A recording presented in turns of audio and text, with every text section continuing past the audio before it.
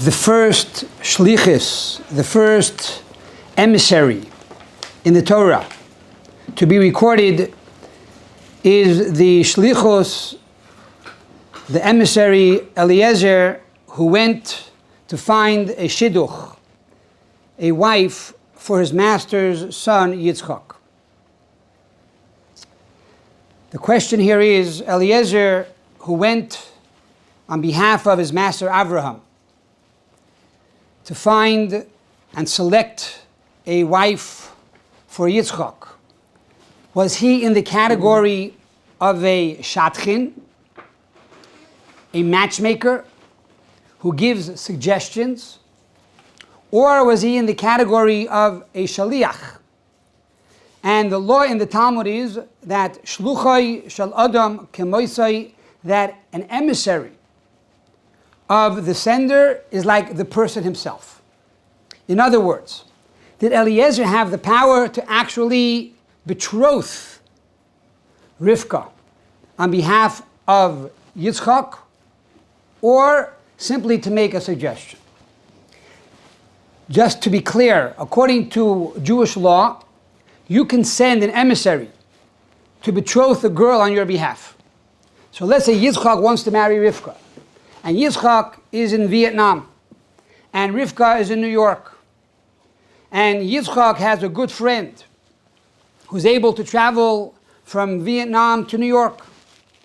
He gives his friend a ring in Vietnam. He says, travel to New York and betroth Rivka on my behalf.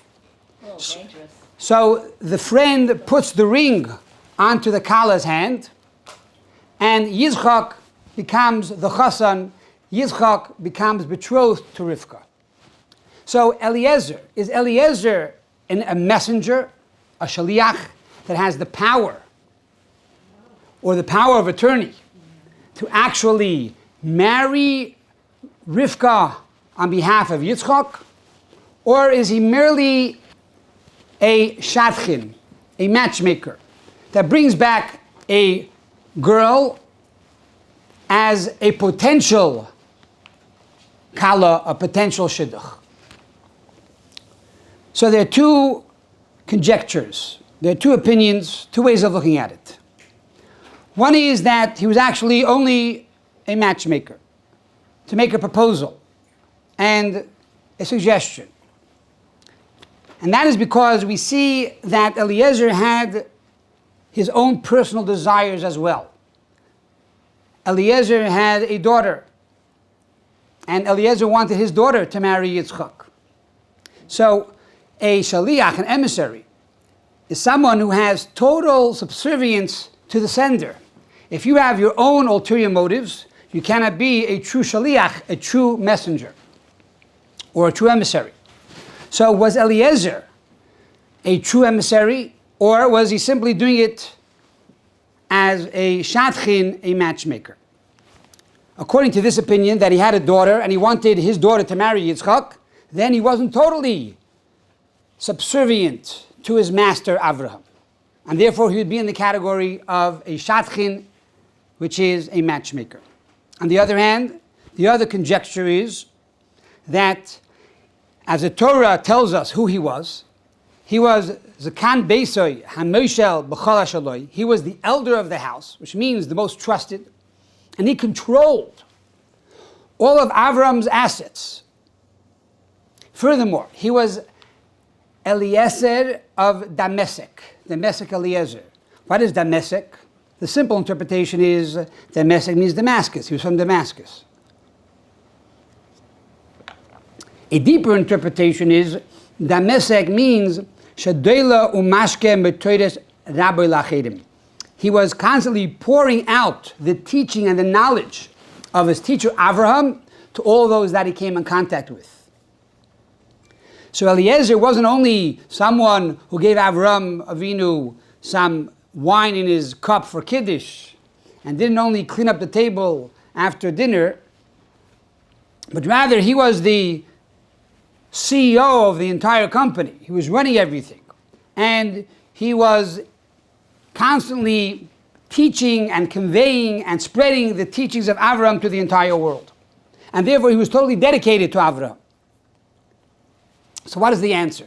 Is Eliezer a shaliach, an emissary, or is he a shatchin, a matchmaker? And the answer is that it seems that he was more than a matchmaker, but actually a shaliach. Because it says that Eliezer took 10 of the gemalim, the 10 of the camels of his master, and in addition to that, he took v'chol tuv adona b'yada. He took the entire wealth of his master in his hand. What does that mean? How can you take the entire wealth of your master in one hand? Avraham Avinu was a multi-billionaire. One of the wealthiest people in the world at that time. He was wealthier than Amazon. He was wealthier than all these other big companies today. And Avraham Avinu gave a contract into the hand of Eliezer. And he said that I'm giving over all my wealth to Eliezer, my servant. Now, what was the purpose behind this? Because Eliezer, according to the Ramban and Sofroni and Chazkuni, Eliezer went down to find a wife for Yitzchak. And he wanted to show, look, if this girl marries the daughter of my master, she'll be well taken care of. He's very, very rich, very, very wealthy. Look, I have in my hand the entire wealth of my master. I have in my hand his entire value, how much he's worth. And therefore you can see he's really rich. And I have control of that money. I can give you the money, I can give it to your father, I can give it to your family, I can take good care of you. And I want you to come back and marry Yitzchak. Furthermore, I will be a shaliach to actually betroth you at this time on behalf of Yitzchak. And this is why we believe that Eliezer was actually a shaliach, an emissary, not only a matchmaker. A matchmaker, after she makes the shidduch, then you give her a few $1,000s as a thank you. You don't give your entire wealth to the matchmaker. The fact that he carried with him the entire wealth of his master implies that he had the power and the institution of the power of attorney to be a true shaliach, a true emissary of his master Avraham. Now, comes the question to mind, and there are numerous questions over here. Number one, if Avraham Avinu wanted Eliezer to be persuasive, to actually find a girl who will move from one place to another place, to move from California to Israel, or to move from New York to Australia, so you have to come with some, power, some money. Why does Avraham Avinu need to give Eliezer his entire wealth? He could give him $1 million. He can give him $5 million. Here's some cash. Spend some money, on some whiskey and some wine, on some new shoes. Go ahead, buy some nice jewelry, a 13-carat diamond ring for the girl, but you don't have to give all your wealth. Why is Avraham Avinu giving Eliezer his entire wealth? Another question, halachically. Are you allowed to give another person your entire wealth? We find pertaining the laws of tzedakah, of charity, it says you're allowed to give mikol ashaloi, v'loi kol ashaloi. You're allowed to give from all that you have, but not all that you have. So let's say you have $100. You can give $10 to charity, $20 to charity. It says the Baal Shem Tov would take the money he needed for himself. So for example, if Baal Shem Tov needed that day $10, so he would take $10 for himself, and he would give the other 90 to charity. Fine, but you still need a few dollars to buy a coffee, to buy a Danish, to buy lunch, dinner, pay for electricity, pay for rent. How is Avraham Avinu able to give everything that he had to Eliezer? Furthermore, if he gave everything that he had to Eliezer in order to marry Yitzchak off, and then eventually that money went to Yitzchak, and according to Rashi, he actually gave a contract stating that everything he has is going to Yitzchak, belongs to Yitzchak. The question is, how did Avram live from that time onward? Avram was 140 years old at this episode. He lived to 175 years old, 35 more years. How did he continue? You could fast a day, you could fast 2 days, but after that, you need food. How does Avram survive over the next 35 years? One answer is that he actually lived off the money of his son, of Yitzchak. Yitzchak had all the money now, and Yitzchak was obligated, based on the laws of Kabed Esavicha, one of the 10 commandments, to honor your father and your mother. So Yitzchak had the obligation now to support his father, Avraham. That's one answer. Another answer is, Avram was an entrepreneur. He was very talented. Everything he touched turned into gold. He started a new business at 140, not a problem. Most people retire by 140. And Avram Avinu started a new business at 140. But all his money he gave over to Eliezer, and by extension he gave over all his money to Yitzchak. So the question comes to mind, why is it that he needed to give all his value, all of his wealth, to Eliezer in order to convince the girl to marry Yitzchak? And the answer is as follows. The marriage of Yitzchak and Rivka is not only the first Jewish marriage in the Torah, but also it is the marriage of the Jewish people for all generations to come. Avram Avinu understood he needed to set forth the mandate and the mission statement for his children, for the Jewish people, for all generations to come.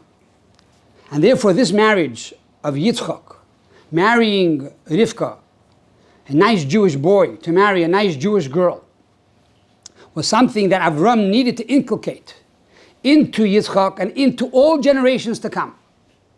And therefore to make this mission statement clear and to inculcate this concept that it should pervade the minds and the hearts of his children and grandchildren of Klal Yisrael for all generations to come, Avram Avinu needed to give everything that he had to make this happen. Now there's a cliche, I did my best. But there's also a song that says, your best just ain't good enough. But you got to give it your all. You got to give it your all. And that's what Avram Avinu did exactly. He gave it his all. He gave all his money, all his strength, all his resources, all his love, all his potential, his entire conviction to make sure this is going to happen. That his son Yitzchak is going to marry Rivka. And that the Jewish people will continue and have continuity until the end of time.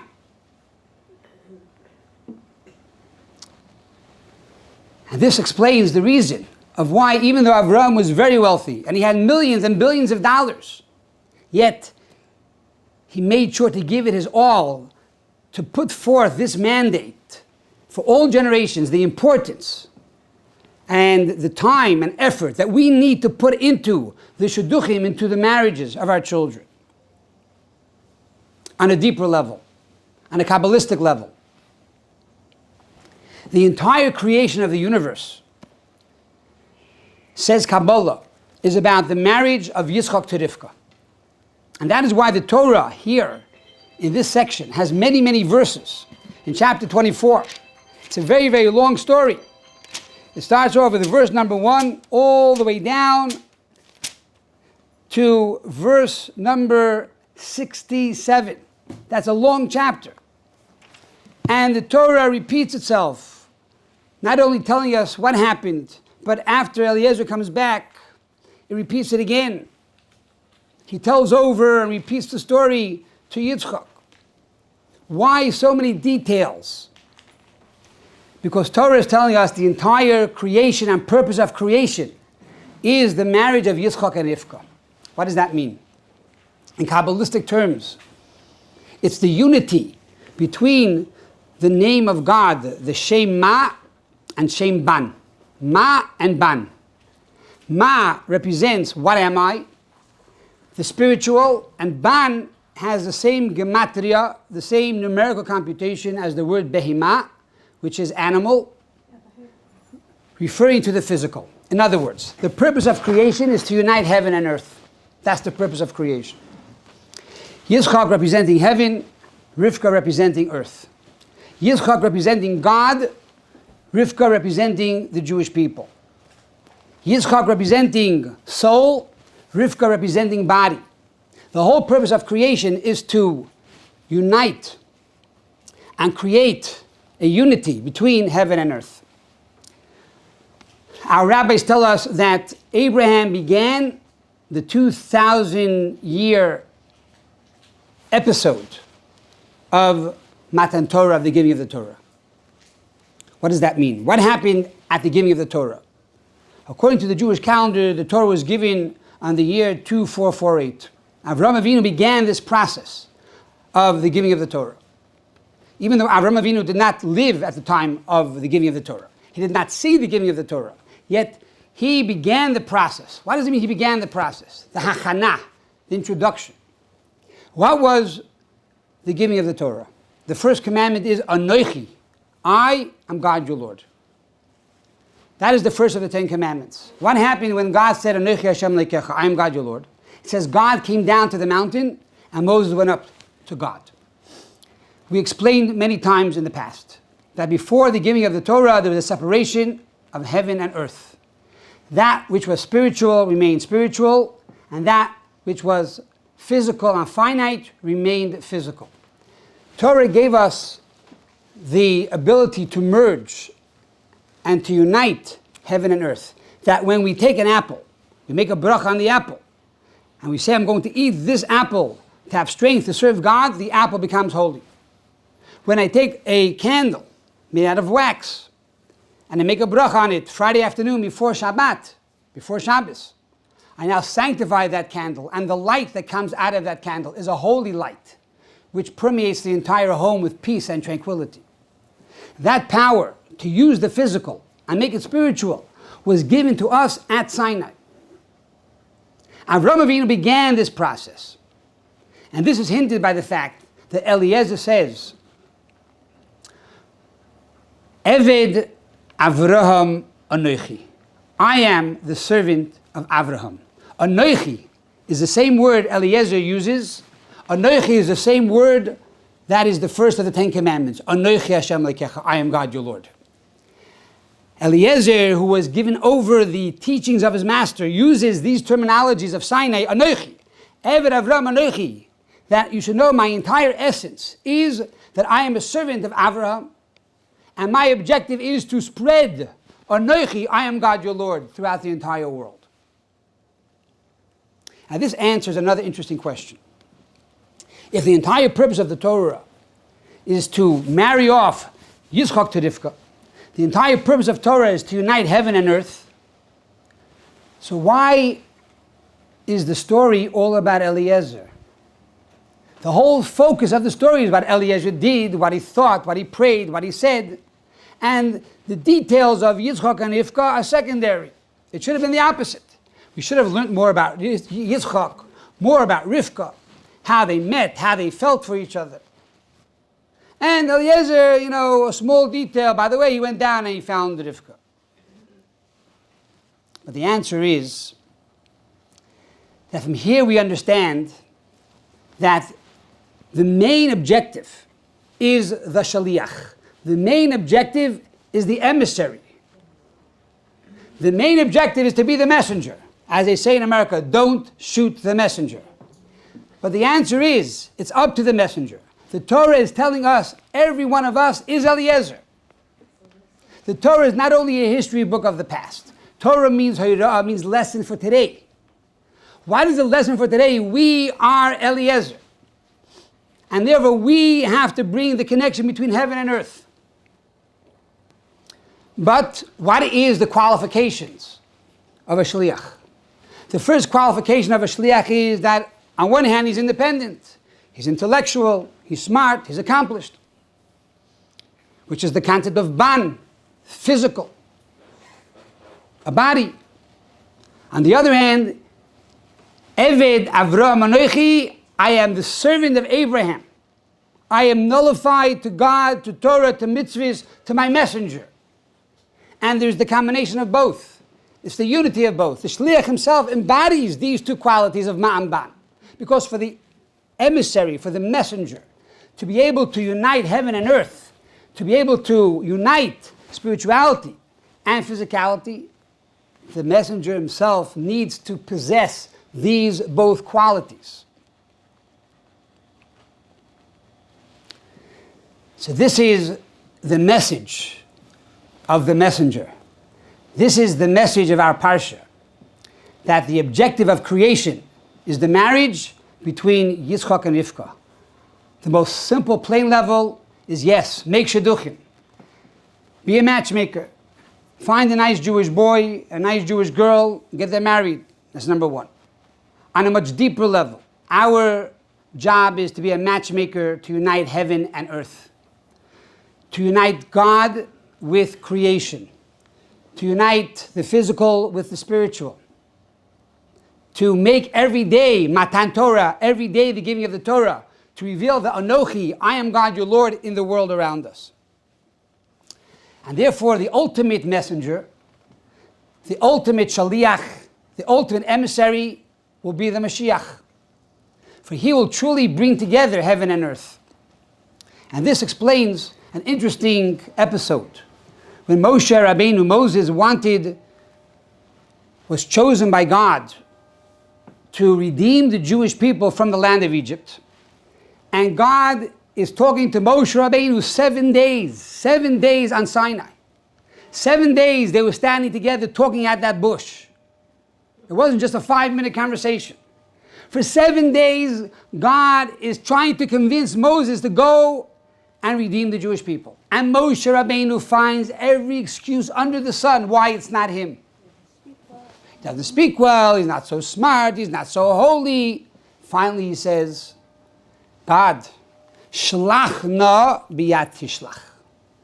Send the guy who you're going to send. What does that mean? What does it mean, shlach na biyat tishlach? Says the Medrash that Moshe says, look, God, I know the history. I know what's going to happen. I'll take the Jews out of Egypt, and you're going to bury me in the desert. Send the Mashiach, who's going to take the Jews into Israel, who's going to bring the end of exile. Let him come now and do the job. Now Moshe Rabbeinu was not only a holy Jew and a smart person and a godly person, he also represents the chachma, the level of intellect of holiness. And therefore his question was a true question. And a legitimate question. And a godly question. And therefore his request was a true, holy, rightful request. When a tzaddik, a holy tzaddik makes a request, the request is fulfilled. And this is the meaning in the Talmud that Goel Rishon hu Goel Rachoim, that the first Redeemer will be the last Redeemer. That's what the Talmud says. Now, the question is, what does it mean the first Redeemer will be the last Redeemer? The first Redeemer was Moshe. Moshe came from the tribe of Levi. The last Redeemer, who's the Mashiach, needs to come from David HaMelech, King David, which is the tribe of Judah. So how could the first Redeemer be the last Redeemer?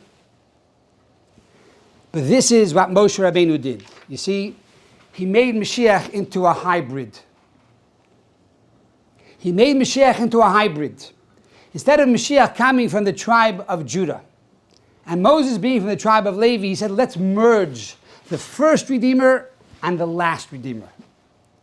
What does that mean? The first Redeemer was Moshe, who gave the Torah to the Jewish people. He was a teacher. The last Redeemer, Mashiach, will be a king from the lineage, from the dynasty of King David. Moshe said, I want both. I want to be a king, and I want Mashiach to be a teacher. And now the first Redeemer and the last Redeemer possess both qualities. And therefore Mashiach is truly a hybrid of Moses and David. Now each one of us has within us the spark of Moshe. Every one of us has a spark of Mashiach. Each one of us is a shaliach, is an emissary of God to make the world a better place. to make a dent in the universe, to transform this physical exile into redemption. Each one of us has that power, and each one of us is given that potential.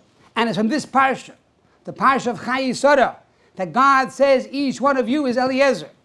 And the Torah spends so much time to teach us who Eliezer was, because Torah is not only a history book, not only a book of lesson, but Torah actually gives strength to the people who study the Torah. So we now receive this inspiration, this encouragement, but also physical strength to be able to accomplish this mission. How much strength do we have? Kol Ashaloi. Avraham Avinu gave everything that he had for this mission. And so too, God gives us everything we need to fulfill this mission. To be the true emissary, to be the true Eliezer, to bring about this marriage between God and the Jewish people, between God and the world, between all the nations of the world and the Jewish people. It's a very powerful parsha. It's a very empowering parsha, and therefore brings us to a tremendous responsibility. And therefore, after we read this parsha, and after being so many years in exile, and after working so hard every day of our life to bring about the redemption, we need to say, Asisi eshlichosi, we have done our shlichus, we have done our work. And what remains is the final motto and the final mission statement of our generation, that we need to receive the countenance of Mashiach on a very literal sense. And each one of us has this power. Each one of us has this mission. Each one of us has this obligation. And what it means, we stated many times. Each person knows what they have to do. Each person knows what they have to fix. That most difficult thing in your life, that one thing that you say, one day I'll get to it, that's what we have to do today. Don't wait till that one day. In the famous song, tomorrow is always a day away. Don't wait for tomorrow. Make it happen today. So we hope and pray that with the story of Eliezer and the story of Yitzchak marrying Rivka, number one, we should see many shidduchim. All those who are looking to get married should find their soulmates. All those that are married should stay married to their soulmates. And to have children and grandchildren who go in the ways of Torah and mitzvahs. And Hashem should give us the strength and to give us everything we need, all the tools, the potential to fulfill our mission, each one of our mission, to make the world a dwelling place for God, that we should have the schus and the merit to see in our lifetime. Today, not tomorrow. The ultimate redemption, a world of peace and tranquility, a world of love and compassion, a world of healing, and a world of joy, with the coming of Mashiach speedily in our days.